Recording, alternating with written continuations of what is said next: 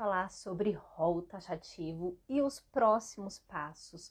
Como é que a gente vai lidar, enfim, com o que está acontecendo, todo esse cenário político, todas as decisões, né, que muitas pessoas judicializaram, existe toda uma complexidade sobre isso.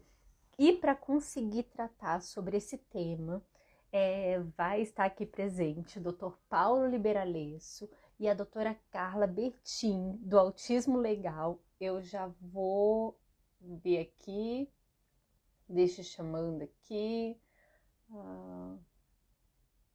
Vocês vão encaminhando, entenderam? Que aí a gente já vai formando essa rede aqui do bem, todo mundo informado. Aham. E acho que eu já chamei todo mundo. Quem está? Eu estou vendo uma parede. Ô, doutor, tudo bem, Oi, doutor Dani, Paulo? tudo bom? Tá perfeito o áudio, O áudio tá bom para você? O vídeo tá também? ótimo, o vídeo tá ótimo também. O vídeo tá Legal. perfeito. Agora só falta a doutora Carla entrar, que já deve estar por aqui. Deixa eu Tá vendo o verificar. meu quadrinho aqui do Iron Maiden, Dani? Top, com o seu rosto aí no meio. Eu fui dar uma aula em Santos para uma grande amiga minha, Ana Paula Chacur, né? Eu vou todo ano lá dessa aula em Santos. E aí ela fez esse quadrinho para mim, e é o Ed ali do Iron, né? E tem a minha cara aqui, ó. Muito top. Na verdade, assim, esse seu set, ele tá muito, muito legal. A forma que você mexeu com iluminação e tudo. Mas você saiba de uma coisa. Sempre nós temos oportunidade de zoar em alguma coisa. Eu sei que você deixou isso perfeito.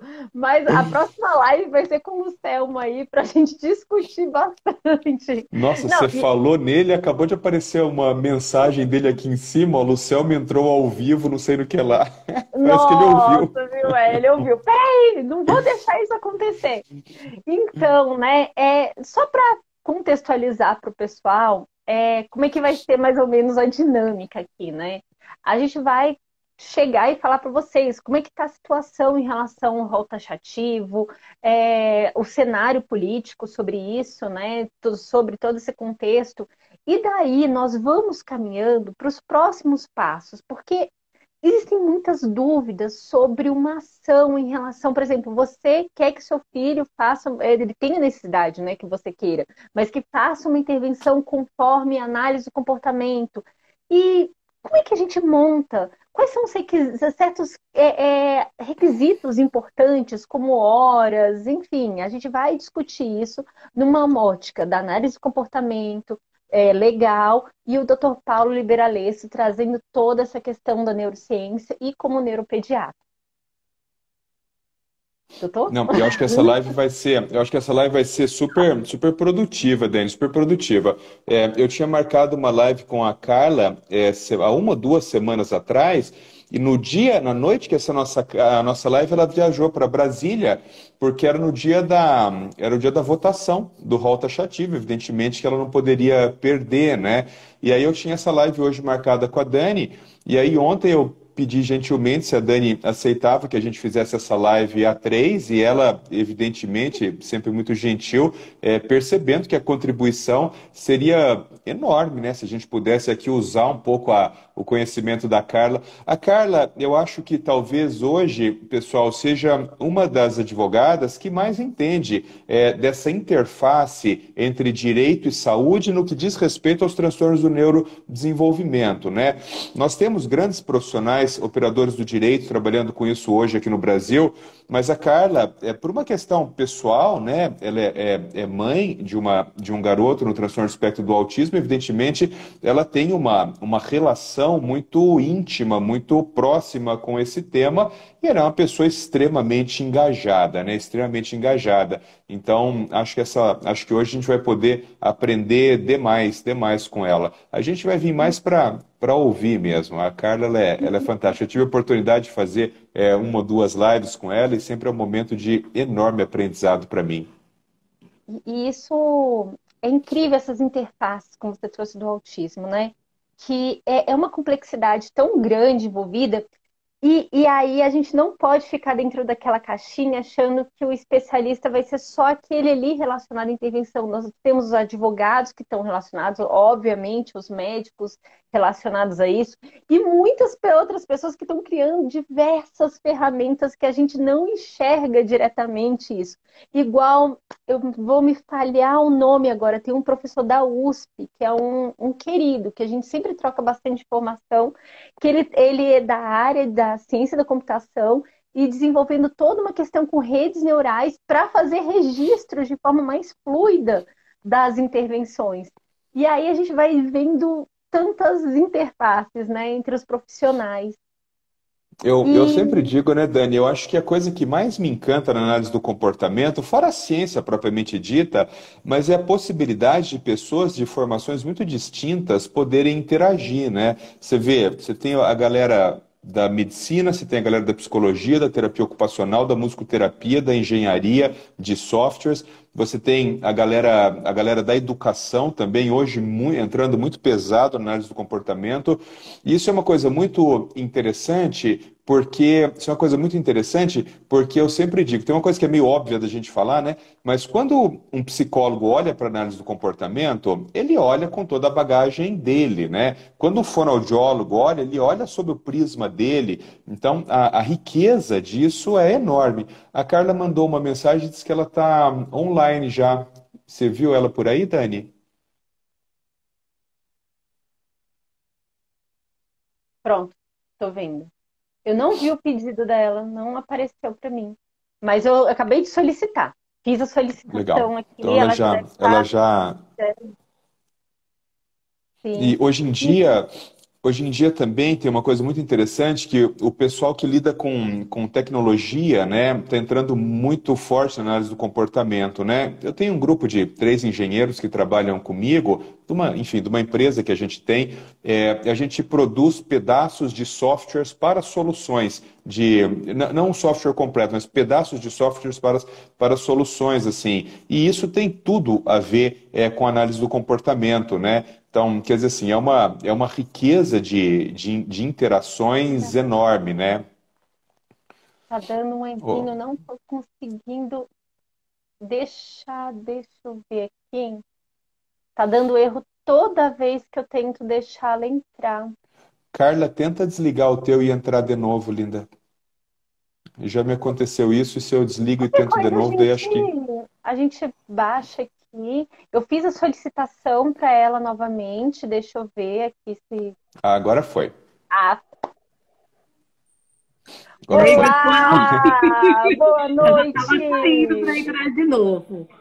Boa Você noite, sabe, Dani. Carla, Boa que noite, doutor. eu sempre digo que a minha vida é uma vida de muito poucas emoções, assim, porque meus dias eles são muito iguais, né? Acho que uma das poucas emoções que eu passo na vida é nesses pequenos segundos que antecedem o início da live. Porque você nunca sabe, sempre dá errado, às vezes dá certo, mas é um momento muito emocionante esse, né? Total. Olha, eu vou contar uma coisa para vocês que aconteceu semana passada. Eu tinha uma reunião muito, muito importante, com pessoas muito importantes, e eu não conseguia entrar de jeito nenhum. E eu colocava meu WhatsApp funcionando e tudo. Eu descobri que eu estava na rua. Mas estava tudo certo para fazer a reunião da rua, eu estava num lugar bom para fazer. Eu descobri que eu tinha estourado meu pacote de dados, eu estava sem Aí, internet. ó, viu? Eu não consegui entrar de jeito nenhum, foi vergonhoso, assim, sabe? Então, essas coisas, essas emoções, você acha que eu nunca tive uma emoção tão grande quanto na última semana. Mas Eu descobri é três sempre dias assim. depois que eu não entrava porque eu tinha estourado os dados. Toda vez que dá errado, a história é sempre a mesma. Eu tinha tudo para dar certo, mas dá errado. É, bem isso. Gente, que time, hein? Adorei o convite aí da live. Nossa, tá. Eu tô me sentindo muito, muito honrada. Muito obrigada por todo esse evento aqui, né? Estamos aqui todos juntos e espero que a gente possa também, eu possa contribuir também de alguma forma. E, e assim, nós estávamos falando agora como você está envolvida de corpo e alma em todo esse processo, né, do rol taxativo desde o início. Eu estava falando com o Paulo, como cada um vai no seu foco, né? Eu infelizmente eu não consegui acompanhar isso de forma adequada E graças a você, que você consegue compilar tudo isso e trazer para a gente foi conseguindo, eu fui conseguindo absorver esse conhecimento. E aí vem uma situação que eu queria que você nos dissesse. O que esse rol taxativo impactou? O que a gente tem de informação até então? O que a gente já tem de impacto para as famílias? E em relação ao posicionamento que o Congresso está, o presidente, como é que está essa situação atual? Para quem está aqui na live entender o panorama. Então, primeiro de tudo, assim, que para mim foi tudo muito doido, se eu posso usar esse tipo de termo para explicar. Aconteceu tudo de uma forma totalmente não planejada, não esperada, as coisas têm acontecido, e quando eu me vi, eu estava envolvida com isso. É muito, mas muito importante que todo mundo entenda que isso não é um projeto meu e nem de uma meia dúzia de pessoas. Teve muita gente envolvida, muitos projetos, muitos arrobas envolvidos nisso, muita gente que não é famosa, gente que é famosa, enfim, muita gente envolvida com isso, porque é um assunto extremamente sério. Muitas pessoas, por conta do autismo, tá liderando esse movimento, esse projeto de lei e tudo mais, né? Desde antes da gente ter a ideia do projeto de lei, quando ainda era questão de decisão do STJ, o autismo tomou frente dessa briga por peitar essa decisão do STJ, com todo respeito aos ministros que estão ali, não estão ali por acaso, mas nós ousamos contrariar e falar contra essa decisão. E aí muita gente achou que era coisa de autismo isso, né? Então, o primeiro ponto importante, ou melhor, o segundo. O primeiro é que não é de uma única pessoa, nenhum único arroba, nenhuma única causa, enfim, é de muita gente. O segundo ponto importante é que isso não trata de autismo. Isso não trata de pessoas com deficiência, isso não trata de pessoas com doenças raras. Na verdade, é para toda e qualquer pessoa que tenha plano de saúde. Inclusive, aqueles que não têm plano de saúde também são impactados com esse projeto de lei e com a decisão. Porque quando a gente teve, né, e retomando um pouquinho, quando a gente teve no STJ, lá em cima, em Brasília, os ministros que decidiram pelo rol taxativo, isso é, a gente só tem direito ao que está na listinha da ANS. Se a gente tem limitação aqui no plano de saúde, aqui no SUS a gente não tem nenhum tipo de limitação, porque a nossa Constituição garante a saúde integral para todo mundo. Então, se aqui estão limitando a gente, para onde a gente vai correr? Para cá. Porque aqui a gente tem a saúde plena garantida. Então, no fim das contas, esse tipo de decisão do STJ poderia e impactou diretamente todos os brasileiros. E não somente aqueles 50 milhões que são os usuários do plano de saúde. Diretamente, esses 50 milhões, mas de forma indireta, na realidade, todos os brasileiros. Todos aqueles que precisam pensar na sua própria saúde. Então, teve todo esse trâmite e envolve tudo isso de gente. Em que pé que a gente está, né? Depois que teve a decisão do STJ, que foi, assim, assustador, eu me lembro que quando teve a decisão, logo em seguida, na mesma noite eu fiz uma live e falei, gente, são minhas primeiras impressões. Eu ainda tenho que digerir tudo o que aconteceu para trazer mais informações para vocês.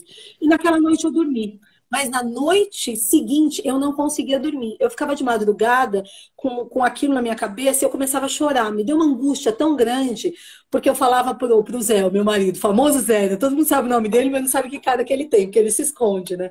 Mas eu falava para ele, eu preciso pensar em alguma solução. Tem um monte de gente que está me perguntando, Carla, o que eu faço? Eu não tenho resposta para isso. Talvez vocês não tenham noção da angústia que me causou tudo aquilo. Não que eu tivesse que ter uma solução, mas as pessoas imaginavam que eu teria, e eu não tinha solução para aquilo. Mas, graças a Deus, muitas outras pessoas também pensaram a mesma coisa que eu e começaram a se unir. Eu acredito muito em Deus e acho que Deus foi unindo pessoas em vários lugares e falou, ok, vou ajudar vocês a pensarem em alguma coisa. Então, assim, tentando explicar de uma forma muito didática, quando a gente tem alguém que não obedece uma lei, a gente vai procurar quem? A justiça. Vai falar, ó, aqui a gente tem uma lei e estão desobedecendo. Então, olha, manda ele obedecer o que está na lei. O problema é que quem está desobedecendo, que tecnicamente estaria na lei, é a própria justiça, os ministros do STJ. Só que nunca teve uma lei específica dizendo rol da ANS, tem o caráter exemplificativo. Que nunca ninguém questionou isso. Sempre teve esse caráter. E aí agora a gente precisava de uma lei. E por isso foi com tanta urgência. Só para a turma ter uma ideia, assim, normalmente um projeto de lei demora Um projeto de lei rápido, demora em torno de uns 3 meses, só a elaboração da lei, para depois a aprovação no Congresso e no Senado e tudo mais, né? A gente tem projetos de leis que estão andando faz muito tempo, ou estão parados há muito tempo, enfim. E por conta dessa urgência, a princípio foi o Congresso, né, os deputados federais que entenderam esse caráter de urgência e fizeram um grupo de trabalho, o presidente do Congresso, presidente Lira, ele convocou ali um grupo de deputados federais que fez um projeto de lei em 10 dias. A gente, eu e tantos outros, participamos na elaboração desse projeto de lei. Tinha que ser alguma coisa viável, alguma coisa segura para o usuário de plano de saúde, mas para o plano de saúde também. Não dava para a gente inventar coisas que não faziam sentido, tinha que ser alguma coisa segura juridicamente. E todo mundo ficou muito satisfeito com a elaboração desse projeto de lei. Foi aprovado por unanimidade na Câmara dos Deputados. Depois, precisa ir para o Senado para que um projeto de lei seja aprovado, né? Se é feito no Senado, vai para o Congresso. Se é feito no Congresso, vai para o Senado. E aí, no Senado, também teve mais um tempo onde eles revisaram. A gente teve audiência pública, aquela que vários de nós falamos e tudo mais. E então, aprovaram também por unanimidade no Senado. Depois que passa no Congresso, no Senado, vai para o presidente, para que ele sancione, diga ok, ou ele veste e fala, não, nada disso aqui. Graças a Deus, nós temos assim muitos, mas muitos sinais ou até declarações de uma forma aberta de que este projeto de lei vai ser sancionado. A gente estava imaginando que já seria essa semana, mas essa semana foi quando chegou o projeto de lei na presidência, então provavelmente semana que vem a gente já tem a sanção desse projeto e aí sim deixa de ser um projeto de lei e passa a ser uma lei federal, ok? Então vale em todo o Brasil, não tem essa história de que aqui na nossa cidade não vale, no nosso estado não vale, porque é uma lei federal. Ô, Carla, deixa eu te perguntar uma coisa, que é uma coisa que uma visão que talvez pareça muito simplista, mas se a gente voltar a um ano atrás, era exemplificativo, né? Como você disse, ninguém discutia isso aí, e era vida que seguia, e mesmo assim, a gente tinha uma enorme dificuldade, em muitos casos, de conseguir a liberação da terapia. Muito bem, depois de toda essa folia, então, olha o trabalho que isso deu, mas depois de toda essa folia, assim que o presidente ele sancionar essa lei, nós vamos voltar a um ano atrás. Exatamente. Então, mas eu sei que eu posso parecer um pouco pessimista, mas eu não sou pessimista, mas eu sou muito realista. Então, depois de toda esse barulheira, essa quantidade de dinheiro que foi gasto, de tempo de gente importante que foi gasto, nós vamos voltar a um ano atrás. Então, a minha pergunta é a seguinte: ele vai sancionar, lógico, né? Não tem nem cabimento, não tem pensar diferente. Mas depois que o presidente sancionar, o que nós, como usuários de plano de saúde, de fato ganhamos que nós não tínhamos há um ano atrás? Porque um ano atrás já era um suplício conseguir aba e me parece que vai continuar. O que você pensa sobre isso? Então, um terceiro ponto importante desse projeto de lei, que é bem bacana, ainda bem que você perguntou, porque talvez, como eu falo muito disso, eu ia passar batido nessa informação. Esse projeto de lei impacta especificamente o pedido judicial de tratamento. E qual é a diferença? Você, médico, prescreve um tratamento para mim. Eu pego esse laudo e mando para o meu plano de saúde. Quando o plano de saúde fala, ok, vai lá na rede credenciada, ok, eu te dou um reembolso de tanto, ou não, você não tem direito a esse tratamento, a gente está falando na questão administrativa. Eu não precisei de um processo para pedir para o convênio falar que tem ou não tem e tudo. Então, este projeto de lei não muda em absolutamente nada a questão administrativa. O meu relacionamento com o médico, o meu relacionamento com o plano de saúde, o meu relacionamento com a ANS não vai mudar. Onde vai impactar é nos processos. Então, vamos voltar a um ano atrás. O que a gente tinha um ano atrás? O médico prescrevia alguma coisa, eu pedia para o plano de saúde ou me atendia ou dizia que eu não tinha direito. Quando ele falava que eu não tinha direito, eu procurava um advogado ou a Defensoria Pública, que atua de forma gratuita, e eu solicitava isso em juízo. Eu ia pedir para o juiz, juiz, doutor Paulo me deu esse laudo, eu preciso desse tratamento, meu convênio X não está me dando tratamento. O advogado apresentava isso, o juiz ia analisar, então determinava, olha, convênio você precisa atender, olha, o convênio vai te atender, mas você tem direito à rede credenciada e todos esses detalhes assim. Antes, a gente não tinha muito parâmetros com relação ao que podia ser prescrito ou não. Quando nós elaboramos, e aí nós, né, lembrando sempre, foi um grupo grande de pessoas, de advogados que estavam ali atuando e tudo, nós nos preocupamos muito com a segurança jurídica dessas prescrições. A comunidade autista, apesar da gente ter muitos aventureiros, defende muito a questão de evidências científicas do tratamento, que tem a comprovação de eficácia, de evidência, blá, blá, blá. E a gente colocou essa trava, que na verdade é uma segurança jurídica, inclusive para os planos de saúde. Então, agora, a grande diferença de antes para agora é que antes a gente não tinha muitas regras com relação ao que eu podia pedir em juízo. Agora não. A gente tem estabelecido que eu preciso ter um plano terapêutico, eu preciso ter o que foi prescrito, tem que ter evidência científica daquilo que o médico está pedindo, ou precisa ter a indicação em um órgão de saúde internacional que recomende aquele tipo de tratamento e que faça no teu próprio país. Vai imaginar que eu estou falando de um tratamento que é feito no Japão. Eles recomendam, mas não fazem no Japão? Né? Não faz sentido. Então, tem que ser recomendado lá e tem que ser feito naquele país. Esses são os dois requisitos alternativos, ou uma coisa ou outra. E se a gente destrinchar um pouco melhor, todo órgão de saúde internacional só vai aprovar uma coisa que tem evidência. Concorda? Né? Então, o que acontece... Ele deu risada, sinal que não necessariamente. Mais ou menos, né? Nós já entendemos que não necessariamente... Você viu as diretrizes do SUS lá, a quantidade de coisa que está socada lá dentro sem evidência científica nenhuma, né? Podemos ir, mas não é o nosso caso aqui. Outro mas dia a tem gente uma pode quantidade... falar disso. Mas a gente tem esses dois requisitos. Basicamente, essa é a grande diferença de um ano atrás para o que a gente vai ter depois da sanção presidencial. Agora a gente tem regras mais claras sobre o que pode ser solicitado em juízo e quais são os parâmetros, né? E aí eu dou um exemplo bem escrachado para as pessoas entenderem o que isso pode impedir. Pode impedir de pedroterapia, de xeroterapia, entende? De coisas que não fazem o menor sentido. Obviamente, a gente sabe que médicos prescrevem com segurança e responsabilidade, né, doutor? Se o senhor prescreve alguma coisa que não faz o menor sentido, você pode responder judicialmente com relação a isso. Então, a gente parte desse princípio que os médicos estão sendo responsáveis e que talvez uma medicina mais desatualizada vai precisar se atualizar para prescrever coisas que não façam parte do rol da ANS, porque isso fala de processos judiciais. E aí depois a gente pode falar do que se trata ainda a nossa relação com a ANS. Sabe a impressão que eu tenho, Dani, Carla também, porque as pessoas podem estar tendo a falsa impressão de que dessa forma como vai ficar agora, daqui a poucos dias, que os processos, que isso aí vai simplesmente sumir da nossa vida. Isso não vai acontecer. Sabe por quê? Porque o plano de saúde, eu não diria, os grandes planos a gente não tem mais tanta dificuldade hoje, viu? A gente tem muita dificuldade com planos menores e principalmente com planos que não são privados, aqueles planos que são, por exemplo, planos empresariais. Isso é um problema gigantesco, né? Então, não é que esses processos vão simplesmente desaparecer, eles vão continuar acontecendo, porque os planos vão continuar negando. Só que o trâmite legal, a partir da negativa, ele me parece, como tem... Está muito clara agora a regra do jogo, né?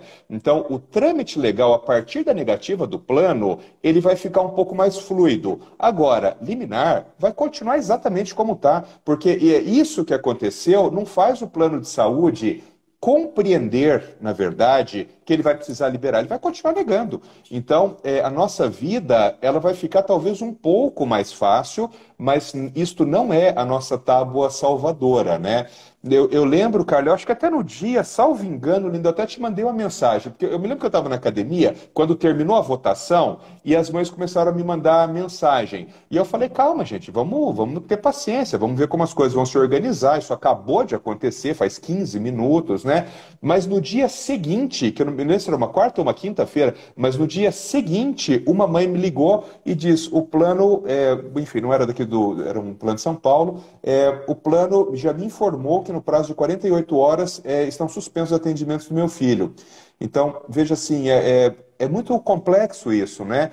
E tem uma outra questão, Carla, também que eu acho que você podia clarificar, que é assim, o plano, se ele for privado ou se ele for um plano de empresa, a responsabilidade legal, ela se mantém exatamente a mesma, né? Exato. Então, a gente pode ter o plano individual, o coletivo por adesão, o de PJ empresarial, pode ser rede credenciada, pode ser livre escolha de profissionais, pode ser coparticipação, não tem diferença nenhuma. As regras deles são exatamente as mesmas. O único plano que tem uma regra diferente, mas quando a gente leva em juízo a gente consegue também deixar muito equivalente um ao outro, é o plano de autogestão. Normalmente, para quem trabalha em empresas públicas, aquele que você paga todo mês um valor e a própria empresa tem auto-administra o seu plano de saúde. Então, empresas que têm esse tipo de plano de saúde de autogestão têm algumas regras diferentes que não isenta, sob hipótese alguma, o direito ao tratamento adequado, de acordo com a necessidade do paciente. Então, o princípio é sempre o mesmo. O paciente precisa daquilo. Eu vou dar um exemplo que eu uso em todas as minhas reuniões. Posso contar uma historinha muito, muito rápida, de 1 minuto? Porque eu sou a rainha das histórias. Eu fico tentando inventar história para tentar deixar um pouco mais simples para as pessoas entenderem o que muitas vezes adoro. Conhece, né? Eu aprendo muito história, então eu fico inventando histórias aí para explicar para as pessoas. Mas vamos pensar o seguinte, eu estou conversando com vocês pelo meu celular, certo? Eu conto essa história em todas as reuniões que eu faço com as famílias, todas, e eu vou contar para vocês. Então imagina que vem alguém aqui e fala, Carla, você não acha que está na hora de você trocar de celular? Pega um celular mais moderno, que tem uma resolução de câmera melhor, né? Você vai ter uma qualidade melhor para oferecer para os seus seguidores e tal. Isso é uma coisa. Agora imagina que a gente combinou 8 horas, vocês não têm ideia, super bonitinho, tem roteiro, a live, a Dani é super organizada. Eu tô acostumada a fazer aquelas coisas assim que eu faço, meio a troca de caixa, mas vocês vão ver que lindo o roteiro que a Dani fez, com o que o Dr. Paulo vai falar, o que eu vou falar, super legal, adorei. Mas eu ia imaginar que eu entro aqui, a gente combinou 8 horas, e eu vou entrar, meu celular trava, fecha o Instagram, a câmera fica dando problema, o áudio não aparece, alguém chega do meu lado e fala, Carla, você precisa de um celular novo. Com esse celular não dá para você trabalhar, você não vai conseguir fazer a live. Entende a diferença do que seria bom e o que você precisa de um celular novo? O que seria bom para o paciente, muitas vezes a gente depende da boa vontade dos outros. Depende da boa vontade da escola, depende da boa vontade do vizinho, depende da boa vontade da família. O que o paciente, o que a pessoa precisa, ela vai ter por bem ou por mal. Quando a gente fala por bem ou por mal, por bem é conversando com a escola, falando com o plano de saúde, abrindo reclamação na ouvidoria, abrindo reclamação na ANS, falando com o condomínio, falando com o síndico. Por mal, é registrando o boletim de ocorrência, é fazendo um processo, é pedindo uma liminar, é pedindo indenização. Porque, no fim das contas, o que o doutor Paulo falou com relação a que o convênio vai continuar negando, vai. Enquanto for, pensem bem, e é simples, você não precisa ser advogado, nem nenhum incrível aí na inteligência para conseguir entender isso. Enquanto for financeiramente interessante eles continuarem negando, eles vão continuar negando. Quando ficar mais caro eles responderem todos os processos em juízo, eles vão começar a oferecer a coisa certa. Porque é um negócio. Eles não estão ali para fazer o bem para as pessoas. É um negócio e tudo bem ser um negócio. Eles precisam ganhar dinheiro e está tudo certo. Agora, enquanto for mais interessante financeiramente negar atendimento, infelizmente eles vão negar. Por isso que é tão importante a gente meter a boca no trombone. É tão importante quando o médico coloca que seu filho precisa de 20 horas e o convênio te dá 2 horas, você fala, tudo bem, 2 é melhor do que nada. Não, ele precisa de 2. Não foi isso que o médico falou? Que ele precisa de 20 horas? Então ele vai ter isso por bem ou por mal. Não tem dinheiro para pagar advogado. Procura a Defensoria Pública. Eles atuam de forma gratuita. Procura uma faculdade de Direito, procura a OAB, procura o Ministério Público. Tem como? Dá trabalho? Claro que dá. Ninguém vai bater na porta da sua casa falando, você está precisando de advogado para fazer o processo do seu filho? Mas enquanto a gente não fizer isso, eles vão continuar fazendo coisa errada. Eu me empolgo, né? Isso me lembrou uma coisa agora, menina, que é uma coisa que eu sempre falo, né? Eu sou dono de uma clínica, né? Mas eu não tenho nenhum conflito de interesse com isso, porque a minha clínica é de convênio também. Então, eu tenho uma coisa que eu sempre falo, às vezes os pais vão lá e começam a gritar porque a terapia não foi liberada. E se não foi liberada, não atende. É simples assim, porque ninguém trabalha gratuitamente. Então, se a terapia da criança não foi liberada, não tem atendimento. E pronto, porque eu não posso forçar os profissionais lá a trabalharem gratuitamente. E aí eu sempre digo para as famílias assim, você está gritando no lugar errado. Porque eu como clínica, eu sou só prestador de serviço. Você traz aqui para mim, doutor Paulo, tá liberado isso aqui, tá aqui o serviço, tá liberado isso aqui, tá aqui o serviço. Agora, se você não traz o tá liberado aqui, não tem serviço. Então, aonde que você tem que reclamar? No plano de saúde. Daí o pai fala assim, mas não são eles, o erro foi aqui. Daí eu penso da seguinte forma, eu falo para os pais, eu falo, veja assim, nós na clínica, a gente ganha dinheiro como? Atendendo seu filho. Você acha que eu não quero atender, então? eu gosto de perder dinheiro. Não, quem está ganhando dinheiro quando não tem liberação é o teu plano. Porque cada dia que, por qualquer motivo que aconteceu, a secretária lá faltou, deu uma inconsistência, eu não entendo de administração de plano, mas cada dia que eles não liberaram a terapia do seu filho, quem que se deu mal? Eu, porque eu não ganho dinheiro, você, porque seu filho ficou sem atendimento. E quem é a única pessoa que se deu bem? O dono do plano. Tá certo? Então, isso é muito importante que as famílias tenham essa noção. Eu acho que mãe tem que reclamar sempre, tem que meter a boca sempre, só que tem que meter a boca na pessoa certa. Não adianta ficar indo em clínica. Gritando, gritar não resolve, chama atenção, mas não resolve, né? Eu sempre digo isso aí, a gente tem que pôr a boca no trombone, mas com a pessoa certa. Não adianta a gente reclamar no lugar errado, porque quem está oferecendo o serviço quer que teu filho vai. Porque cada dia que ele não foi, o profissional que estava sentado ali ficou sem ganhar o salário dele, né? Mas aí vem uma questão, né? Que aí, qual é a questão que normalmente fica totalmente confuso para os pais?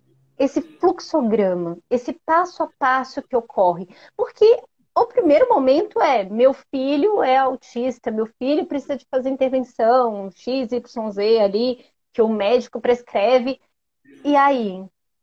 E para onde eu vou? Nem sabe como o plano de saúde. Você ia para o plano de saúde para quê? Para emergência? Para marcar uma consulta? Para fazer um exame ou outro? Se você fez uma cirurgia, você teve uma dorzinha de cabeça a mais. Mas quando vai fazer uma intervenção que é tão a longo prazo, que tem tantas barreiras, tantas questões, nós ficamos completamente perdidos. Por quê? Primeira coisa, no momento que o médico prescreve, a gente não sabe nem o que é aba. O médico chega lá com essas letrinhas, você... Tá, e aí? A aba que eu conheço era uma banda dos anos 80. Que por sinal é muito boa, né? Tô entregando a idade, mas eu gosto muito da música. Adoro. Ih, parou por aí. Uhum. E a gente fica completamente perdido. E ainda por cima, a questão da qualidade. Porque no primeiro momento a gente só quer aba. Ah, você faz aba? Ah, que bom. Da mesma forma que eu fui procurando. Por exemplo, eu tive problema na pele, né? Procurei um dermatologista. Fui ali, esse dermatologista, você faz esse procedimento, tá bom. Então eu segui o passo a passo. E aí? E esse passo a passo em relação a ela, porque como é que a gente vai entender? E aí vem a questão. Quando a gente vai montar esse processo, que o médico vai chegar lá e falar assim, olha, precisamos de tantas horas de intervenção. Ou como é que você vai montar isso? Para quem você vai solicitar? Oi! Eu não posso viver fazendo live com nenhum que ele parece, né, Gabs? Foi mal, Não vou deixar. Não, foi mal não, fique aí participando. Vocês estão Fique percebendo que você tá participando. maior do que eu, né? Ó, muito impressionante. A gente tá sentado do lado do outro, outro tamanho, tá? Meu Né? fofo. Uau! Você, hein? Essa voz. Você já fez uma live com ele, lembra que vocês tocaram altas ideias? A gente Verdade. tava viajando, inclusive, quando a gente fez a live. E foi ótima. Conheci esse cara. Esse cara. Viu? Viu? Você gostou de falar com ele, né? Eu adorei. Ele me falou, mãe, eu gostei de conversar com ele. Outro dia a gente conversou. Foi uma entrevista, eu amei. Vamos fazer outra. Eu também quero uma live. Eu quero me inscrever também. Tô na fila. Tá, você fica de olho. Ó, a Dani falou que ela quer conversar também. Beleza, então. Tô na Fechou. fila. Fechou. Então tá. Então, agora tchau, Área. Não. Eu vou ficar aqui. Go out, mano. Eu vou ficar aqui. Vai lá. Ah, não, a mãe tá falando coisa séria agora. Então tá. Pode. Tchau, gente. Vejo vocês outro dia. Tá Tchau, certo. fica com Deus, meu amor. Menina.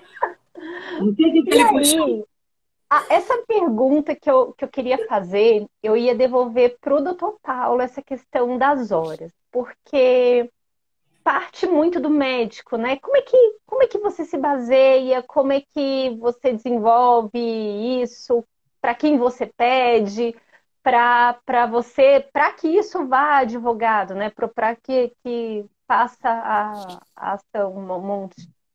Eu acho, Dani, que tem uma questão aqui no Brasil, isso é uma questão muito nossa aqui dos latino-americanos, assim, nos Estados Unidos é muito diferente isso, né? Mas o brasileiro ele ainda tem uma ideia, que é uma ideia sei lá, ancestral, secular, de que o médico, ele ocupa uma posição hierárquica superior aos outros profissionais da área da saúde. E isso, na verdade, é um horror, isso, né? E você não precisa ir longe, é só você fica dentro de um hospital e começa a observar o comportamento da maior parte dos médicos. Você vai perceber que a maior parte dos médicos não pede, ele diz o que tem que fazer. Então ele olha para uma enfermeira, por exemplo, e fala assim: colhe sangue desse paciente aqui. Cara, se Trabalhei você falar 10 anos assim, em emergência. se você Eu falar sei isso como aí, é. por exemplo, nos Estados Unidos para um enfermeiro, você vai se incomodar demais. Por quê? Porque não existe hierarquia entre medicina e enfermagem, medicina e fisioterapia, fisioterapia e terapia ocupacional. Não existe hierarquia nenhuma, tá certo? Quer dizer assim, nós somos de áreas totalmente diferentes. Mas como isso é um ranço que a gente tem aqui no Brasil, o que que se entende como natural e, na verdade, é uma aberração? Se entende que o médico tem que terminar uma consulta, dar um laudo de autismo e daí, de uma forma quase que mediúnica, dizer assim: seu filho precisa de 15 horas de psicologia aba, 4 de fono, 2 de teoria. Tá, mas da onde você tirou esse número? Da onde? Você não tem, você acabou de fazer um diagnóstico. Você não tem programa, você não tem PEI, você não fez nenhuma avaliação de barreiras, não sabe nada daquela criança. A única coisa que você fez foi dar diagnóstico. Então, veja, é claro que se você tem muita experiência nisso, pô, a chance de você acertar é muito grande. Se você errar, você vai errar por pouco, né? Vai pegar uma criança, por exemplo, autista de 2 anos de idade e falar que ela precisa de 4 horas de aba por semana, né? É óbvio que você vai errar. Ela precisa de 15, 18, 12, 20, sei lá. Então, você tem muita experiência, você vai errar por pouco. Agora, como que seria o certo? E Mundo veja, e olha que o ideal. certo, e olha que o certo ele seria muito mais econômico, muito mais econômico. O certo seria assim: eu, como médico, dou laudo de autismo, pau, encaminho para uma equipe. Aí a equipe avalia a criança. Aí aplica aquele monte de instrumento, tal, vai descobrir a linha de base, tudo que a criança sabe, não sabe, aquela folia toda, e vai dizer assim: bom, então teu filho, para tal coisa tinha que saber isso aqui, ele sabe aqui. Para tal coisa tinha que saber isso aqui, ele sabe aqui. E aí criou isso aqui. E daí eu digo: olha, o que eu tenho que ensinar para o seu filho é isso aqui. Para ensinar isso aqui, eu preciso de 18 horas por semana. Porque também não precisa ser 20. Talvez não seja 30, talvez não seja 12, pode ser 18. E daí então ele diz assim: olha, eu preciso de 18 horas por semana. E aí essa família pega esse documento, leva ao plano de saúde e o plano de saúde devolve. Aí o plano de saúde fala assim: não, infelizmente quem tem que pedir é o médico. Eu pergunto: mas por quê? O cara que é o psicólogo, que vai prestar o atendimento, o cara que é o terapeuta ocupacional, que vai prestar o atendimento, não é ele que está dizendo? É o princípio da razoabilidade, né? Por que que eu tenho que fazer um outro papel, copiando o que ele falou, para o plano poder Como liberar? E isso, fiscalizando o que ele Eu, faz, e né? isso cria, Carla, um problema entre as especialidades. Sabe por quê? Porque muitas, e eu sempre falo isso para meus colegas de outras áreas, o fisioterapeuta, por exemplo, acha que o médico quer mandar nele. Não, eu não quero fazer isso aí, porque isso aí para mim é tudo trabalho gratuito. Cada vez que eu tenho que pegar um laudo de um coisa, fazer outro laudo e mandar para o plano, isso acontece fora da consulta. Ou seja, eu não tenho vantagem nenhuma em fazer isso. Eu só perco tempo em fazer isso. Então, isso eu acho que é uma coisa que a gente teria que desmistificar.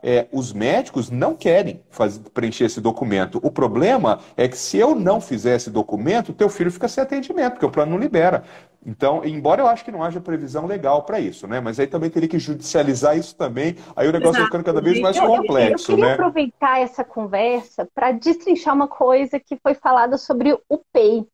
Porque às vezes as pessoas estão aqui e não sabem nem para que serve também essa sigla, o que vem a ser isso, o que foi que trouxe, né, em relação, quando a gente está falando sobre o rol taxativo, sobre a questão dos processos, a necessidade de ter um plano bem estruturadinho, assim, para você ter essa intervenção. E aproveitando esse gancho, conversar sobre essas etapas, para as pessoas entenderem o que vem a ser uma intervenção com base na análise do comportamento. E, gente, eu estou falando para vocês como uma pessoa que estuda sobre análise do comportamento, longe de ser uma analista do comportamento, mas eu sou simplesmente perfocada nessa área, né? Eu vivencio, respiro isso, né? Mas a análise do comportamento é encantadora, né? Quando a gente começa a entender melhor, você percebe que funciona para todo mundo, funciona para o marido, para o vizinho, para a mãe do amigo, para todo mundo, né? Porque todo mundo se comporta, então Eu gosto de brincar que o melhor analista do comportamento que existe hoje, na verdade, são dois, né? Os dois grandes analistas do comportamento é o Google e o Facebook. O Instagram faz parte da rede do Facebook e ele te entrega as melhores propagandas com base no que você consome. Ele escolhe o que você gosta para te entregar coisas que você gosta. Então, ele é fantástico, e enfim, mas aí ele faz várias coisas que a gente não enxerga por trás. E a análise do comportamento, quando a gente vai estudar sobre análise do comportamento, em especial os passos que eu vou falar aqui sobre a aba, a gente começa a entender esses mecanismos que eles fazem, né? Então, assim, gente, uma coisa, eu vou dar um passo a passo, que se isso daí não tiver seguido na clínica que seu filho está, já levanta uma luzinha vermelha, porque isso é muito importante. E eu estava falando com o Dr. Paulo mais cedo sobre esse passo assim, quando a criança chega com uma demanda, o médico fala, olha, não tenho certeza, enfim, vamos investigar essa questão. Por que ele está levando essa criança para um outro profissional? Porque esse profissional vai ter uma amostra comportamental muito maior. O médico, ele está ali na consulta, ele vai fazer uma consulta de 2 horas, que é muito relevante, 1 hora, 2 horas. Mas o analista do comportamento vai estar com essa criança durante muito mais tempo. Não só com essa criança, como uma família também, que é muito importante. E aí vem uma coisa que eu queria trazer para vocês, um conceito que não é muito dito, sobre essa questão da pré-anamnese. Aquele momento onde os pais chegou na clínica e falam, eu estou aqui. E aí é encaminhado formulário, checklist, para entender qual é a dor dessa família. Entender o que eles estão querendo. E aí sim, sentar com os pais, com os cuidadores. Então a gente tem esse pré-anamnese, né? Esse pré-encontro, onde a gente vai desenhar como entender quais são essas dores, essas necessidades. E aí a gente vai acolher essa família e entender como é a dinâmica. Gente, um bom profissional, um bom analista do comportamento, ele vai perguntar até qual é a formação dos pais para saber como se comunicar. Então, se os pais são engenheiros, vai usar uma linguagem tal. Se os pais são advogados, se não tem formação superior, enfim, ele vai adequar a sua linguagem para conseguir conversar com eles e entender como é a rotina familiar. Ele vai trazer, ele vai eliciar, ele vai conseguir trazer esses dados, ver como é que os pais estão ali com a criança. Isso leva tempo. Isso leva tempo e exige um olhar muito atento para conseguir, através de todos esses dados que ele conseguiu coletar, ele vai escolher os instrumentos de avaliação adequado, fazer uma avaliação direta com a criança. E essas avaliações, elas são imensas mesmo. Ela exige que entenda o que a criança faz. Então, ali, ele vai verificar quais são as habilidades que estão nessa criança, o que ela não faz, né? O que ela deveria fazer, conforme que a gente tem na literatura sobre marcos de desenvolvimento, e o que ela não deveria fazer, que são comportamentos inapropriados, comportamentos que são barreiras. Enfim, também, trazer questões também, que ele vai falar, isso não faz parte do meu escopo, e eu vou ter que encaminhar essa criança para uma outra especialidade, quem sabe voltar ao médico, procurar um fisioterapeuta, procurar, enfim, o analista do comportamento também pode ser um fisioterapeuta, pode ser um terapeuta ocupacional, mas ele vai fazer os encaminhamentos adequados, porque ele tem esse entendimento. E aí, depois disso, de tudo que eu falei, que avaliou e levantou as preferências, o que as crianças gostam também, que é importante essa avaliação, saber, porque essa é a base. A gente tem que saber o que essa criança gosta, e aí a gente faz o bendito PEI. Mas esse PEI, gente, eu gosto de chamar, na verdade, isso daí vocês não vão achar em lugar nenhum, isso daí é coisa... vamos dizer, é do meu sovaco que eu tiro e eu gosto de usar esse nome, que é a arquitetura da intervenção, onde a gente desenvolve o PEI e a gente vai desenvolver os programas de ensino da criança. Isso tudo que eu estou falando, sobre toda essa questão, onde a gente vai levantar os objetivos que a gente vai desenvolver com a criança, e com isso desenvolver objetivos a curto prazo, blá, blá, blá, blá, blá, a gente vai conseguir finalmente saber o tempo que a gente vai ter para fazer essas intervenções com a criança, que vai depender tanto dessas habilidades da criança, como as habilidades dos nossos de quem vai fazer essa intervenção ali. Então, se eu tenho profissionais que são experientes, competentes, enfim, que já têm uma experiência, uma expertise, ele vai conseguir muito mais tentativa, ele vai conseguir um engajamento mais rápido, ele vai fazer uma conexão mais rápida com a criança. Um profissional que ainda está nesse processo de desenvolvimento, a gente vai ter que estender um pouco isso, porque ele vai demorar um pouco mais para desenvolver possivelmente essa conexão. Então, com isso, esse analista ele vai voltar ali e falar, vai ser esse prazo. Lembrando, gente, eu gosto muito de aproveitar, quando eu falo sobre PEI, que o PEI é um documento tão sério, ele é um contrato que tem que ser assinado pelos pais, os pais têm que estar de acordo, porque ele é um contrato 360, os pais têm que entender o que está acontecendo, eles têm que estar comprometidos com isso, e aí sim a gente vai desenvolvendo os outros passos, que eu acho que já falei demais aqui. Eu ouço você falando, Dani, eu fico pensando na gerência de uma clínica, né? Eu vou te dar um exemplo para você ver como você... Porque, do ponto de vista teórico, é perfeito, né? Lógico, pô, assim funciona, lógico, né? Mas vamos pensar no chão da fábrica. Eu atendo lá um paciente, o paciente tem determinado plano de saúde. Aí eu quero que alguém faça essa avaliação toda, que tem que ser feita, né? Mas você concorda que isso aí vai demorar umas 4 semanas, mais ou menos? Vai umas 4 semanas, né? Eu vou precisar ali de pelo menos umas 12 intervenções, tal. Em média, em 4 semanas, umas 12 intervenções, eu consigo montar um PEI. Muito bem. Se o plano de saúde não liberou ainda porque eu não tenho o PEI, quem paga essas 12 intervenções? Não funciona. Mas quem pode? Sim, mas quem pode pagar? É isso que eu digo, assim, na prática, quando você vai para o chão da fábrica, o sistema de saúde no Brasil ele é extremamente cruel. Porque isso que você falou é o teórico e está absolutamente perfeito. Mas, ó, assim, ó, 12 intervenções com analista do comportamento, essa folia toda vai sair 4,5 pau. Quantas Sim. pessoas você conhece? Não, mas quantas pessoas. Não, eu tô falando só para montar o PEI, hein? 4,5 pau.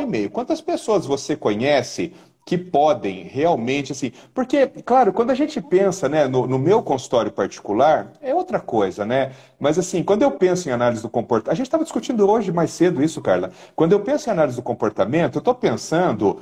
Eu estou pensando no norte, no nordeste. Eu estou pensando, assim, no interior do estado do Paraná, né? E aí, quando eu digo que eu tenho certeza absoluta do que eu vou falar para vocês, que não tem 0,1% das crianças no Brasil que acham que estão sendo tratadas para autismo, de cada 1.000, talvez uma esteja verdadeiramente sendo tratada para autismo. Por quê? Porque é impossível. As pessoas não terão dinheiro para pagar essa primeira avaliação. Então, você parte do pressuposto que ela vai ter que esperar o plano de saúde liberar porque daí o cara que vai fazer a avaliação, ele tem que estar com essa liberação na mão para poder fazer as 12 sessões. E se ele tem que estar com a liberação na mão, eu que sou médico, tive que inventar um número. Entende? Não, sim. Então, Não, mas é esse ponto que você está chegando que eu queria chegar mesmo. Porque Na prática, as coisas, infelizmente, não são o mundo ideal, né? O mundo ideal é, eu passo no médico, o médico fala, ó, pode ser autismo, eu preciso de uma avaliação. Não for no psicólogo, no TO e tal, elas fazem avaliação, elas fazem relatório, elas devolvem para o médico. O médico, contando com tudo que já leu do relatório dos profissionais e com a avaliação dele, ele fala, não, é verdade, ó, todo mundo está achando que é autismo, eu também acho, então a gente pode fechar um diagnóstico e, olha, ela está recomendando tantas horas, esse mais tantas horas, ok, concordo, acho que é bem isso mesmo. E aí ele faz um laudo com tudo isso. Agora, como que eu vou conseguir uma avaliação neuropsicológica? A gente briga com um plano de saúde muito, apesar de que de uns 4, 5 meses para cá, os convênios estão liberando mais avaliação neuropsicológica. Então, peçam para o convênio que está sendo mais fácil. Mas ainda assim não é tão simples. E aí eu peço uma avaliação, eles falam, não, a avaliação não faz parte do rol da ANS. Eu só posso liberar a terapia. Aí o médico, né, para ajudar a gente, faz então o diagnóstico, porque a gente está falando, e agora não tem como não pegar essa porta que o Dr. Paulo abriu, quando a gente fala de Brasil. Eu estou em São Paulo, a capital financeira e mental do Brasil, a gente tem aqui em São Paulo, né, onde a gente tem, muito provavelmente, os profissionais mais bem preparados estão rodando por aqui. A gente tem muita gente, mas muita gente que ainda não consegue passar com um bom profissional, que não consegue passar em outros lugares. Tem gente espalhado pelo Brasil que tem dinheiro para pagar, e isso vocês devem conhecer também. Tem dinheiro para pagar um profissional, mas não tem nenhum profissional próximo de casa. Eu acompanho uma família lá do norte, o local mais próximo da casa deles é a 500 quilômetros.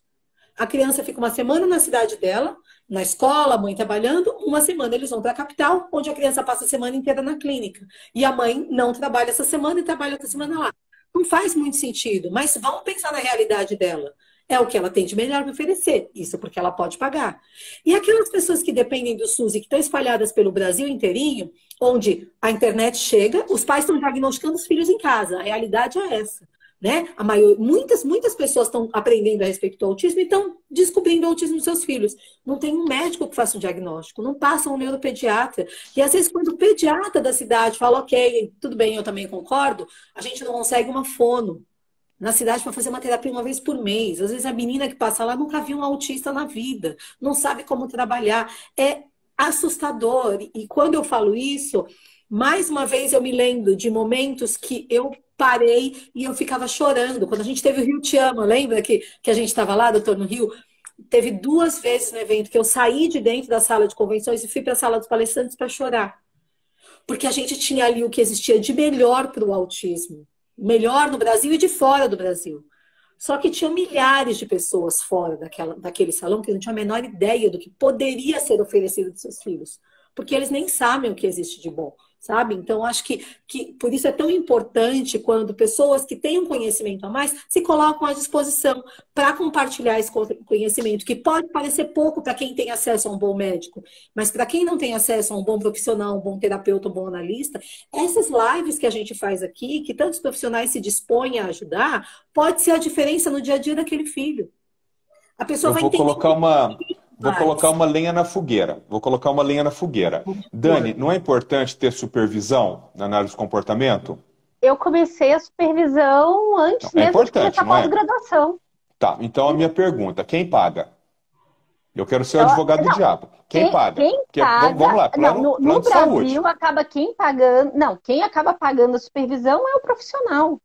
É o profissional. Não, então, mas vamos lá. Então, assim, ó, eu atendi um paciente e aí ele vai fazer o tratamento numa clínica que atende determinado plano de saúde. O profissional ele está recebendo guias para atender, por exemplo, seu filho 4 horas por semana. Ele tá sendo pago para atender seu filho 4 horas por semana, com o que ele sabe. Tá certo? Uhum. Aí você fala assim, não, mas pera um pouco, eu ouvi ali o Dr. Paulo falando que é muito importante ter um supervisor analista do comportamento sênior. Tá bom, mas só que custa R$800 a hora. Quem paga? Você acha realmente que esse psicólogo que está ganhando 4 horas ali por semana, R$32 a hora tal, você acha que ele vai pagar R$800? Não. Então, gente, tem uma coisa que a gente precisa começar a se conscientizar aqui no Brasil, que eu estou fazendo papel de advogado diabo aqui, mas assim, tem algumas coisas que a gente entende que é o certo, porque todo mundo sabe disso, que é o certo. Todo mundo sabe. Então aqui, ó, tem o AT, tem o analista de comportamento, tem o analista de comportamento sênior, que é um cara com doutorado, mestrado, tá. Todo mundo sabe disso aí. E esse povo lá dos analistas de comportamento ficam falando isso. A minha pergunta só é como que operacionaliza? É quem paga. Porque se o pai puder pagar, o assunto é resolvido. Eu pagava mais de R$3.000 por mês em supervisão. Pois é, mas então é isso que eu estou te dizendo, Linda. Quando o pai pode pagar, o assunto está resolvido. Não, e eu pagava supervisão para uma criança. Então veja assim, ó. Quando o pai pode pagar, está resolvido, né? Aí a família fala assim, não, você que é dono da clínica, quem tem que pagar é você. Eu falo, não, a lei não me obriga a pagar. A lei diz que eu tenho que prestar o serviço pelo qual eu estou sendo pago. Então, eu estou sendo pago para dar para o seu filho 8 horas de psicologia, 12 horas, sei que tal. Então, tá aqui, eu estou oferecendo. Ah, mas o supervisor não tem. Claro, a maior parte das clínicas tem, né, gente? Clínicas boas, assim, é claro que tem, né? Mas eu só estou dizendo, eu estou levantando essa bola para que vocês entendam que uma coisa é o certo, é o ideal. Uma coisa muito distante é o possível. Então, quando você chega numa clínica qualquer e diz assim, eu quero saber aqui quem que é o supervisor, porque eu quero... Tá bom. E eles vão te dizer assim, não tem. Por que não tem? Porque a lei não obriga. Você vai pagar? Se você pagar, eu aceito. Se você não vai pagar, não tem. Então, isso é muito duro, mas essa é a realidade do nosso país, né? A gente gosta muito de ver as coisas na teoria, porque daí nos Estados Unidos, né, a galera fala lá assim, não, mas nos Estados Unidos tá bom, mas só que nos Estados Unidos o governo paga. Então, como o governo paga, aí tem. Agora, aqui o governo não paga nada. Então, se o governo não paga nada, não tem nada. É simples assim. Paulo, aproveitando tudo que você está trazendo, vocês, pelo amor de Deus, a gente conversa todo dia há muito tempo e você sabe todo o meu drama, né? E eu cheguei a uma conclusão conversando com você uma vez, falando assim, eu não consigo custear que o Aquiles ele tem muitos déficits, né? Por isso que eu me capacitei. E justamente o meu drama foi que para cada hora de intervenção dele, eu gasto muito, mas muito tempo por trás. E esse tempo, eu como mãe, porque eu estudei e tudo, eu fiz isso porque eu não tinha condição de ficar pagando ninguém para fazer isso para mim, porque seria uma fortuna. E aí você pega um profissional desse para aplicar a cada hora que ele está sentado ali com a criança, ninguém vê esse tempo inteiro que ele está ali preparando o material e tudo isso faz parte do custo. É um negócio imenso. Ó, E isso o aí é material outra nem coisa. sempre presta. Isso é outra coisa, ó, que os profissionais eles perguntam, né? Então, por exemplo, assim, ó, quando você vai fazer uma sessão ali, você concorda que você tem que chegar ali com tudo pronto? Ué, porque a mãe chega lá e te dá a criança na mão. Você vai fazer o quê? Você tem que aplicar, tá certo? Muito bem. Aí o profissional pergunta para você assim, tô sendo advogado do diabo, hein? Vocês duas têm filhos. O profissional pergunta assim, mas doutor Paulo, o plano de saúde, ele tá me pagando para fazer 45 minutos com a criança. Eu vou preparar o material que horas? Que horas? Ou seja, então se eu chego para ele e digo assim, não, você tem que chegar aqui com tudo pronto. A sala tem que estar preparada, os brinquedos, o peito tem que estar pronto. Você tem Atividade que. pensada, Sim, ficha preenchida. sim, mas que horas que ele faz? Porque ele não está recebendo para isso. Você está entendendo qual que é o dilema do plano de saúde no Brasil? É assim, o plano de saúde ele paga um pacote para você. Agora, existe uma estratosfera fora daquele pacote que ninguém paga. Sabe por que eu estou falando isso, Carla? Porque, aqui, e olha que eu estou num lugar aqui em Curitiba, Curitiba hoje é um selo. Veja, quem está aqui fica reclamando da saúde de Curitiba, né? Mas é porque nunca viu como é fora. Porque em Curitiba nós temos mais de 20 clínicas para tratamento de criança autista, né? Você fala assim, mas tem muitas que são ruins. Tá bom, mas só que na maior parte dos lugares não tem nada, não tem nenhuma. Curitiba tem mais de 20. Então, por que eu estou te falando isso? Porque eu percebo claramente um movimento de muitos profissionais e clínicas inteiras saindo do plano de saúde. Simplesmente saindo. E se nós não fizermos nada, presta atenção, se nós não fizermos nada a respeito disso, em pouquíssimo tempo, e esse pouquíssimo tempo eu estou falando 1 ou 2 anos, não terá mais atendimento por plano de saúde para autismo no Brasil. Não terá. Sabe por quê? Porque todo mundo vai sair. E a família, ela vai ter que dar um jeito, porque você não vai deixar todas as crianças sem tratamento. Então, esse é um movimento que eu estou vendo aqui no nosso município, e eu garanto que isso está acontecendo. Por quê? Porque não é razoável os valores que são acordados, não é razoável a forma como os gestores das operadoras de saúde lidam com o pagamento desses honorários. Desculpa, Carla, eu te interrompi. Não, imagina, é que cada coisa que vocês vão falando vai vindo aqui, eu vou me controlando para não interromper e não atropelar vocês. Mas entendem, quando eu falo, e eu falo isso há algum tempo, que na maioria esmagadora das vezes, os bons profissionais, quem entende do assunto, não está no plano de saúde. E eu sempre falo isso, e já teve alguns profissionais falando, olha, eu sei do que eu estou fazendo e eu atendo plano de saúde. Você é uma exceção se você faz isso, porque a maioria esmagadora não continua no plano de saúde. Em vez de eu atender o dia inteirinho, né, recebendo 20, 30, 40 reais no máximo pelo plano de saúde, eu atendo 2, 3 pacientes no particular e eu posso atender de uma forma mais adequada. Assim como a Dani, eu também fui AT do Gabriel. Dos 3 até os 7 anos de idade, eu ficava de 3 a 4 horas todos os dias com ele, numa salinha que a gente fechou na sala do do nosso apartamento, que não é grande, onde eu fazia muita atividade, muita brincadeira dirigida com ele. E às vezes eu e o Zé, a gente ficava até de madrugada preparando material. Enquanto ele ia para a escola, eu saía muitas vezes para comprar coisas, para preparar as coisas para quando ele voltasse da escola, eu ficar fazendo as atividades com ele ali. Então, por isso não é tão barato, né? Tem um custo aqueles bons profissionais que atendem. E a maioria não está no plano de saúde. Ah, então o que eu posso fazer? Eu posso sentar e chorar? Você até senta e chora, mas depois você levanta a cabeça e vai procurar alguém. Por quê? E aí agora eu vou vender o meu peixe assim, né? Com todo respeito, mas o médico prescreveu aquela quantidade de horário, o plano não está te oferecendo tudo aquilo, reclame juízo.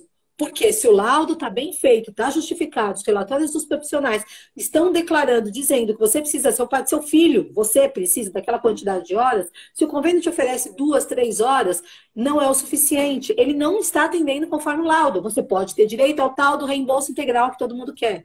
Vamos imaginar que o plano de saúde te ofereça aquela quantidade de horas, mas com gente que não tem a menor ideia do que está fazendo. Ele está lá passando tempo, está no WhatsApp, está brincando com a criança, e brincar é muito legal, mas nem toda brincadeira ensina. Tem brincadeira que ensina, tem brincadeira que não.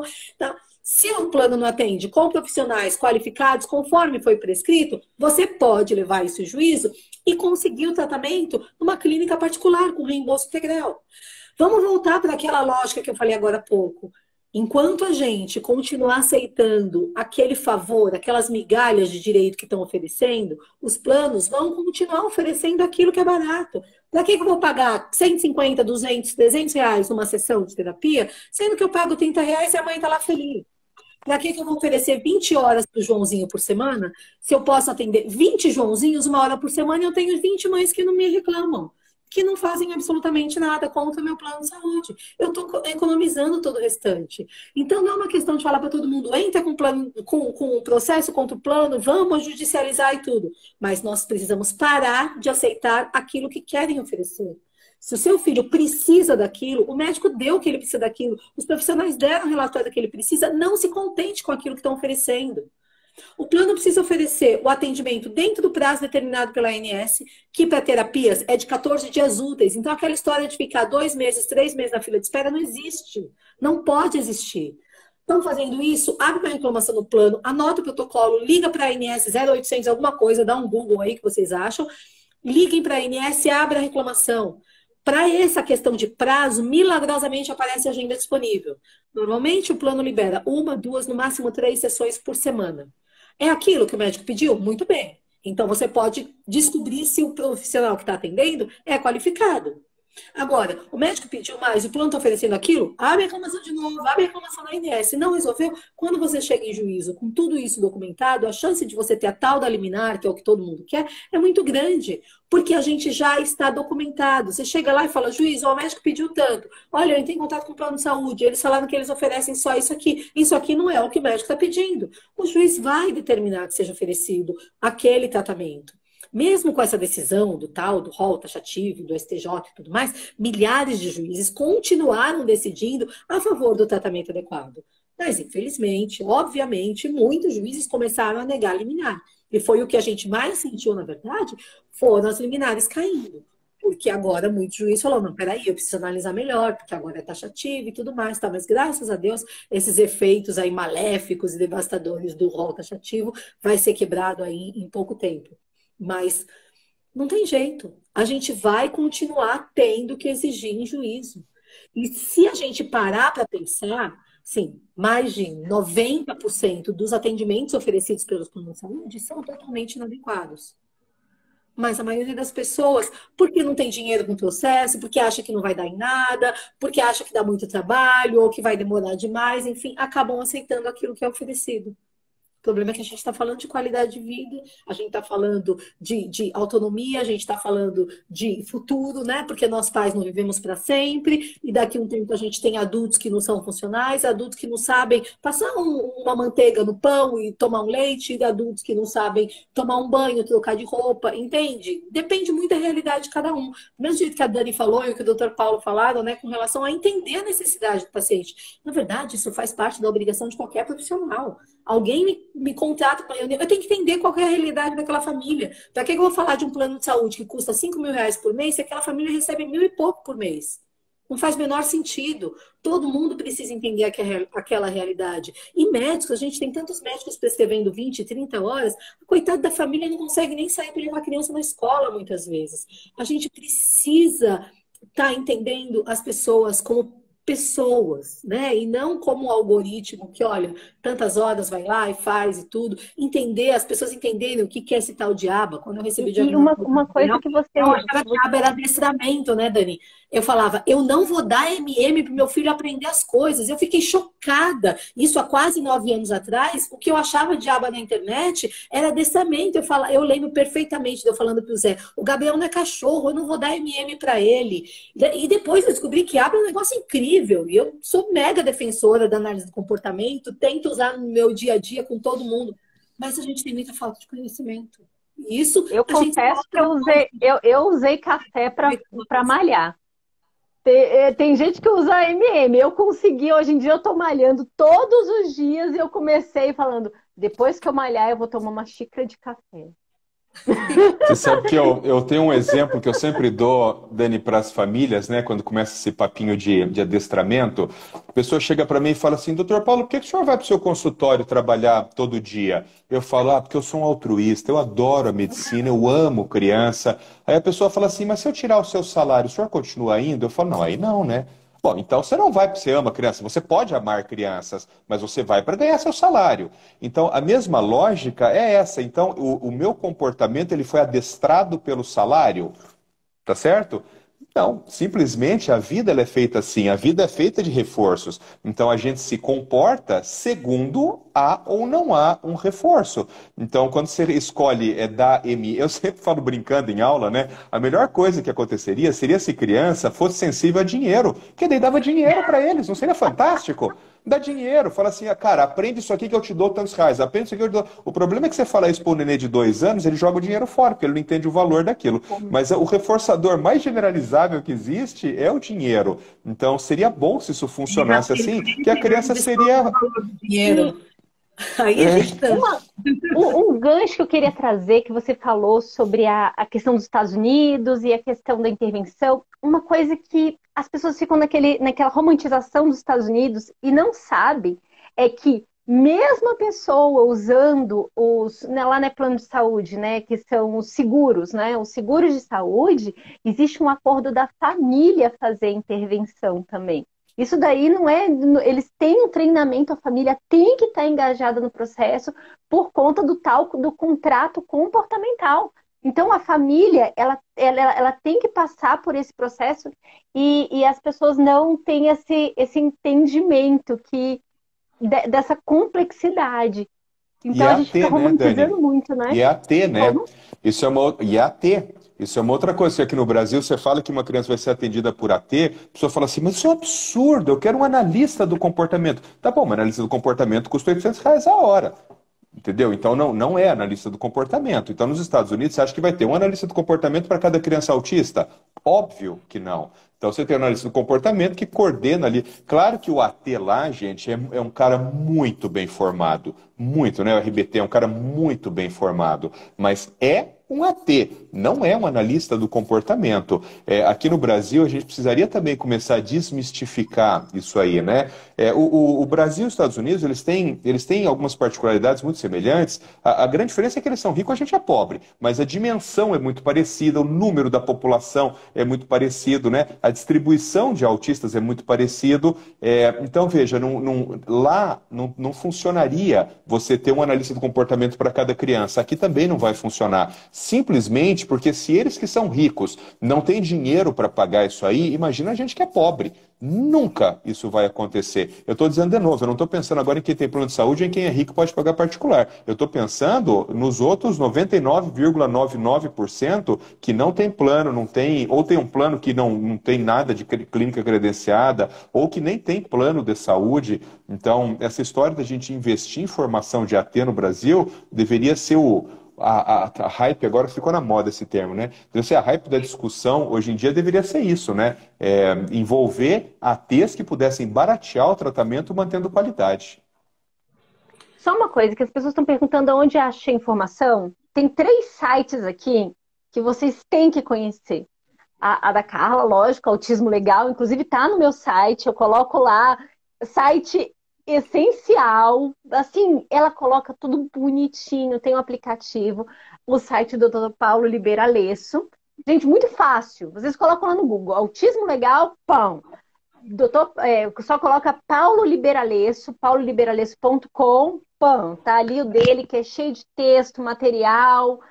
E tem o meu site também, o daniacf.com, que aí ali também eu coloco tudo que eu fui criando, fazendo, virou um trem gigantesco aquele site. Então vocês vão nesses materiais que vocês vão achar muita, muita coisa. Então, O meu site só é bom porque é a Dani que faz.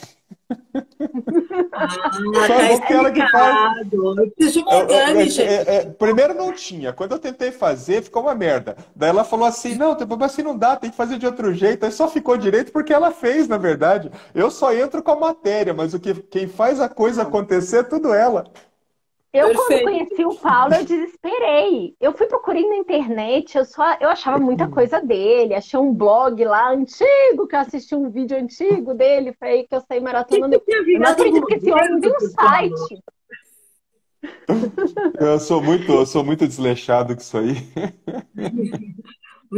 Deixa eu falar uma coisa que pode ser uma notícia muito legal, apesar de que de repente já tem gente sabendo disso, mas já está sendo estruturado e obviamente que, né, pegando o gancho de novo, doutor Paulo, a gente tem muitas semelhanças entre Brasil e Estados Unidos, mas a gente tem que lembrar que a gente está alguns anos-luz atrás deles. Então, assim, o que acontece lá, depois de um certo tempo, chega aqui e está começando a ser estruturado aqui no Brasil a possibilidade de um analista de comportamento, sendo uma profissão regulamentada, tem muita briga com conselhos de classe, com formação, MEC e tudo mais, tal. Então, assim, muita gente agora, por conta desse projeto de lei, o povo acha que eu consigo aprovar a lei, né? E, gente, não, né? Não é bem assim. Mas tem um monte de gente falando, a gente precisa do AT, a gente precisa ter lei para o AT e tal. Tem muita gente já pensando nisso, mas tem muitos pré-requisitos que precisam ser estruturados antes de fato, a gente ter a profissão do analista do AT devidamente regulamentado. Então, a gente tem aí um chão pela frente, mas tem muita gente já de olho nisso. Mais um tempo a gente precisa. Falei pro pessoal aqui, ó, tirar print dos sites. Tira print da tela, gente, que aí vocês já guardam todos os sites para consultar depois. Você fala assim, quero entender direito, quero entender sobre neurociência, quero entender mais sobre aba. Tá aí, ó, pronto. Vocês tirem um print que tá resolvido. Deixa eu falar uma última coisa, porque a gente acha que já estourou do horário, né, Carla? Tem uma coisa que os advogados, eles sempre pedem para colocar em laudo, e eu respondo a 2 processos por conta disso, porque a rigor não cabe ao médico fazer esse tipo de afirmação num laudo médico, né? O cara até... Eu não aconselho que faça, porque eu, quando fiz, me lasquei. Mas é o negócio do sujeito que está numa clínica e tem vínculo e não mudar de clínica. Então... Eu vou falar aqui, porque como vai ficar gravado, talvez alguma família possa usar isso para armamentar algum processo. Veja um pouco. Eu vou dar uma explicação, que é uma explicação sobre a ótica da neurociência. Porque essa história de que gosta do profissional... E daí, se eu sou o juiz, eu falo, não, tá bom, mas gosta desse, mas pode gostar daquele. Qual é o problema? Então, já que gostou, não gosta do outro. Mas, como eu sempre digo, né, tem até meme na internet disso aí. Tudo, absolutamente tudo pode ser explicado pela neurociência, inclusive este fato. Então, eu vou deixar aqui gravado, Carla, porque acho que talvez até para você ser legal isso aí. Então, assim, ó. Quando duas pessoas se conhecem, essas duas pessoas pode ser qualquer pessoa. Pode ser um sujeito que está na noite num bar e encontra uma mulher, ou pode ser uma criança que encontra um terapeuta numa clínica ali. Mas quando duas pessoas se encontram, pode acontecer três coisas, tá certo? Primeira, pode não acontecer nada. Você olha e segue teu caminho. Por exemplo, eu estou andando no shopping, eu olho para um monte de gente, eu não sinto nada. Eu simplesmente olho e sigo o meu caminho. Pode acontecer uma antipatia. Pode haver alguma coisa naquela pessoa que o meu cérebro ele vai encarar como alguma coisa antipática e aquele tipo de negócio que você fala assim, puta, eu não gosto daquela pessoa. Daí outro fala assim, mas aconteceu alguma coisa? Eu falo, não aconteceu nada, eu simplesmente não gosto, eu não gosto de graça daquela pessoa. E pode acontecer uma terceira coisa, que é uma simpatia. Você pode simplesmente gostar daquela pessoa. Então, vamos pegar esse terceiro caso, porque os outros dois, para nós, não interessa, né? Então, se a criança não sentir nada pelo terapeuta, não interessa. Se a criança não gostar do terapeuta, não interessa, vai ter que mudar. Mas para a gente interessa esse último aqui, que é a criança que sentiu alguma simpatia, né? Então, você levou numa clínica, a tua criança parece que gostou daquele determinado psicólogo. Quando a gente fala que a criança gostou do psicólogo, o que exatamente a gente está querendo dizer? Ele está querendo dizer que alguns circuitos, principalmente um circuito chamado órbito frontal no cérebro, teve um acúmulo de dopamina ali. Isso é quando você também olhou para uma menina e você falou, puxa, mas eu estou achando que eu estou gostando dessa menina aqui. O circuito órbito frontal e as áreas de recompensa começaram a aumentar a dopamina do seu cérebro. Muito bem. E aí, então, você começa a gostar de estar na presença daquela pessoa. Aí você volta na próxima sessão e encontra de novo aquela pessoa. Como você já gostou daquela pessoa, o teu cérebro aumenta mais a dopamina ainda. E ela começa a dar picos de dopamina toda vez que você está na presença daquela pessoa. Aí, pessoal, é que tem o pulo do gato.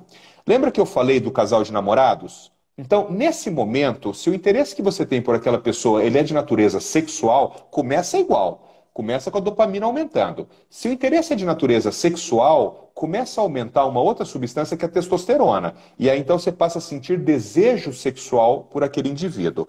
Claro que esse não é o nosso contexto. No contexto terapêutico, quando aumenta essa dopamina, vocês se lembram, todas as vezes que a gente falou sobre TDAH, né? Quando aumenta a dopamina, o que aumenta muito? A atenção e concentração. Aí então, aquele indivíduo que já gostava de estar na presença daquele terapeuta, ele começa a ficar altamente atento quando ele está na presença daquele terapeuta. A atenção é a base do aprendizado.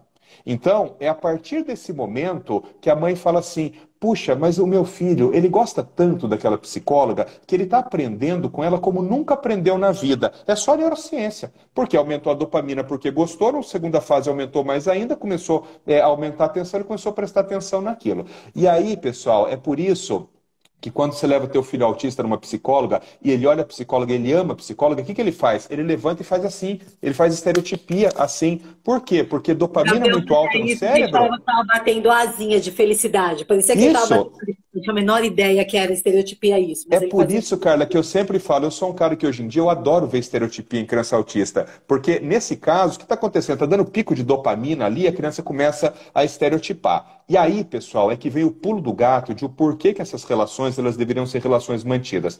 Quando essa dopamina está lá em cima no cérebro e a criança está gostando e está atenta ao terapeuta dela, sabe o que começa a aumentar? Começa a aumentar um outro hormônio que se chama ocitocina. E a ocitocina é o hormônio do apego. É exatamente por isso que quando nasce um bebê, o bebê da mulher ali, o cérebro da mulher explode de ocitocina. Por quê? Porque essa é a forma como a natureza reconheceu, a natureza resolveu, da mãe gostar do filho, da mãe ter apego pelo filho. E aí então o cérebro daquele neném, na presença do terapeuta, começa a aumentar a ocitocina. E a criança começa a ter um vínculo muito forte com aquele terapeuta. A última fase, quando a ocitocina já está lá em cima, o cérebro começa a aumentar a serotonina. E aí, então, o menino começa a ter sensações de prazer quando está na presença daquele terapeuta. Então, essa explicação uma vez eu dei em juízo, há muitos anos atrás, né? E o juiz, eu lembro como se fosse hoje, ele falou assim, doutor Paulo, eu não sei se eu entendi muito, mas eu entendi que é muito importante isso, né? Então, todo esse fenômeno neurológico que eu expliquei aqui, É o que acontece quando uma criança está desenvolvendo esse approach pelo terapeuta. Quando você tira essa criança desse terapeuta e vai colocar em outro, não é que isso não possa acontecer de novo, vai acontecer de novo. Só que todo esse processo bioquímico, ele tem que ser refeito no seu cérebro. Então, essa é a explicação da neurociência. Por que não é uma boa ideia você tirar a criança de um terapeuta, de uma clínica e transferir para outra? Olha, eu só posso bater palma. A gente usa esse argumento em juízo, mas não dá para ter toda essa propriedade. Então, eu queria te pedir uma autorização em nome de muitos advogados. Essa live vai ficar salva. Eles podiam recortar esse pedacinho do vídeo e anexar o link em juízo para que os juízes possam entender de uma forma que nós, advogados, não vamos conseguir explicar com tanta propriedade. Você faz esse recorte, Dani? Não, peraí. O Paulo, ele tem gravado. Eu não sei se ele tem no canal que ele deletou. Provavelmente, mas eu gravo isso, Carla, e passo. Eu gravo e passo para vocês. Eu gravo uma outra explicação e passo. Nós, advogados, usamos muito isso. Óbvio que não é um argumento cabal, né? É diferente daquele, olha, tem que ter qualificação, não apresentou certificado. Ó, deixa eu falar um negócio. Tem um monte de clínicas por aí apresentando certificado de 5, 6, 10, 15 horas, como se o profissional fosse especialista. Daqueles cursos de final de semana que são super legais, que a gente aprende um tanto de coisa, mas ninguém se especializa em curso de final de semana. Então, se por acaso você pediu certificado da clínica onde estou atendendo seu filho e estão passando esse tipo de certificado de 2, 3, 20 horas, que seja, não é especialista. Ele tem uma ideia do que ele poderia aprender se ele se especializasse, mas não é especialista, ok? Então, não é né, voltando para esse, não é um argumento cabal que onde você apresenta e pronto, acabou. Mas não tem como o juiz não entender uma explicação maravilhosa dessa. Então, doutor Paulo, mais uma vez, ó, obrigada. Eu vou gravar e vou te mandar, Carla. Acho que é legal isso aí. Obrigada. E existem várias técnicas também que para fazer essa conexão, né? Existem várias técnicas que o profissional pode usar, porque muitas vezes eles não vira e mexe, chega profissional comigo chamando direct, Dani, eu tô com uma criança que eu não faço conexão nenhuma, não... Enfim, existem técnicas para isso. Levam muito tempo, como o doutor Paulo falou, né? E isso pode ser muito bem documentada também para falar, olha, eu segui essa técnica, nós seguimos todo esse passo, nós tivemos que fazer toda essa dinâmica na sala. Enfim, reproduzir isso vai ser muito complicado em qualquer outro ambiente. Então, vendo pela ótica da análise de comportamento, isso também pode gerar muito documento, né? Para ajudar a agregar. Gente, muito obrigada. Muito obrigada pela live. Assim, eu só tenho a agradecer vocês dois aqui. Super. Eu tenho muita admiração. Eu que agradeço, Dani. Obrigada demais. Eu que agradeço o teu tempo, agradeço o tempo da Carla. Antes de você entrar, Carla, eu estava contando pro pessoal que a gente tinha uma live marcada 1 ou 2 semanas atrás e caiu justamente na noite que você precisou viajar para Brasília. E daí você, muito constrangida, eu quase fiz uma piada, né? Eu ia falar assim, não, desmarca essa viagem, faz a live comigo. Não, que bom, Lida, que deu pra gente se encontrar hoje. Com a Carla, que toda vez que ela vem aqui, acontece um negócio, e ela tava aqui em Brasília, do meu ladinho. Foi aqui. Você sabe, eu não encontrei você. A Amanda T.O. também está em Brasília, eu não consegui encontrar, mas eu já dei aula em Brasília, do hotel, com internet no celular. Vocês não têm ideia, muita coisa aconteceu assim. Mas olha, eu me junto às centenas de pessoas que estão aqui que falam que poderiam ficar a noite inteira ouvindo o Dr. Paulo. Eu já falei isso para você e vou repetir. Acho que você é uma das mais brilhantes que eu já tive a oportunidade de conhecer. E ele é esse gentileza sua. Gentileza sua, cara. Tudo do favor que a gente manda para Paulo. Quando eu tenho alguma dúvida, principalmente na questão na área médica, evidências científicas, quantas vezes eu já não te mandei mensagem, né, doutor Paulo? Doutor Paulo, me explica melhor essa questão. Hierarquia, no projeto de lei, eu entrei em contato com ele, com o doutor Gadia, com outros médicos que eu admiro muito, perguntando algumas coisas que eram essenciais para a gente poder sugerir alterações naquele projeto de lei que fosse de uma forma segura para todas as pessoas e tudo. E eu agradeço de verdade. Eu não te agradeci publicamente com relação a isso, estou te agradecendo agora. Sempre teve Nós a é que agradecemos, Carla. Nós é que agradecemos todo o seu esforço, linda. Chega uma hora da vida que a gente tem que começar a devolver para a sociedade um pouco de tudo aquilo que a gente conseguiu e você está fazendo isso com maestria. Dani também, quantidade de tempo que ela investe devolvendo coisa para a sociedade, então as duas de parabéns, eu sou telespectador. Vamos embora, Pessoal, vamos. fiquem com Deus. Dani, obrigado. Carla, obrigado. Fiquem com Deus. Nos vemos em breve. Tchau, tchau, gente. Bom descanso.